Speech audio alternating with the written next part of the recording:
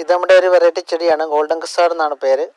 ഇത് നമുക്ക് മട്ടുപ്പാവിലുമൊക്കെ കയറ്റി വിട്ടിട്ട് നല്ല രീതിയിൽ വീടിൻ്റെ മുൻവശം ഭംഗിയാക്കാനും അതുപോലെ ഗേറ്റിൻ്റെ ഒരു ആർച്ച് പോലൊക്കെ കൊടുത്ത് ചെയ്യാൻ പറ്റുന്നൊരു ചെടിയാണ്.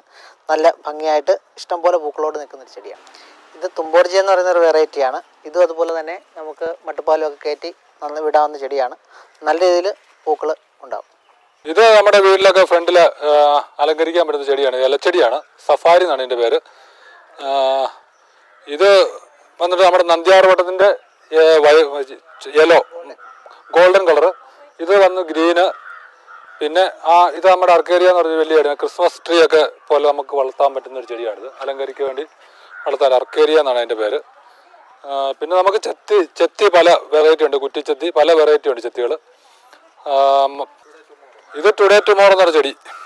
അത് ഓരോ 3 ദിവസം 3 കളറായിരിക്കും ചെടിക്ക് പൂവിന്. അതുകൊണ്ടാണ് അതിന് അങ്ങനെ അറിയപ്പെടുന്നത്. പിന്നെ നമ്മുടെ ഇവിടെ വരുന്നവരുടെ എല്ലാം പ്രധാനമായിട്ടുള്ളൊരു സംശയമാണ്, ഇവിടെ പുറം രാജ്യങ്ങളിൽ വളർന്ന തൈയാണല്ലോ ഇവിടെ കൊണ്ടുവന്ന് വെച്ചിരിക്കുന്നത്. അതായത് ബേറാപ്പിള് മറ്റുമൊക്കെ. അപ്പോൾ ബേറാപ്പിളും റോസ് മുന്തിരിയും ഒക്കെ ഇവിടെ വളരുന്നുണ്ട്. അതിൻ്റെ കായും വന്നിട്ടുണ്ട്, വേണമെങ്കിൽ ചെക്ക് ചെയ്യാം, കാണിച്ചു തരാം. റോസ് മുന്തിരിക്ക് കാ വന്നിട്ടുണ്ട്. അപ്പോൾ അങ്ങനെ സംശയം വേണ്ട കാര്യമില്ല. നമ്മുടെ ബേറാപ്പിളിനും വന്നിട്ടുണ്ട്. അപ്പോൾ അങ്ങനെ ഒരു സംശയം വേണ്ട കാര്യമില്ല. നമ്മുടെ ഇവിടെ വന്ന് വളം കൂടെ ചെയ്ത് കഴിഞ്ഞാൽ എന്താണേലും റിസൾട്ട് കിട്ടുമെന്നുള്ള ഉറപ്പാണ്. ഇത് വേറെ ഒരു മാറ്റ് പോലിക്കുന്ന സാധനമാണ്. ഇതൊരു ചെടിച്ചട്ടിയാണ്. ഇതിനൊരു 10 വർഷത്തോളം ലൈഫുള്ള സാധനമാണ്. അപ്പം ഇതിനകത്ത് ചെടി വെച്ചാലുള്ള കൂടെ നമ്മൾ മണ്ണിൽ വെക്കുന്നേക്കാളും കൂടുതൽ വളർച്ച കിട്ടും ചെടിക്ക്.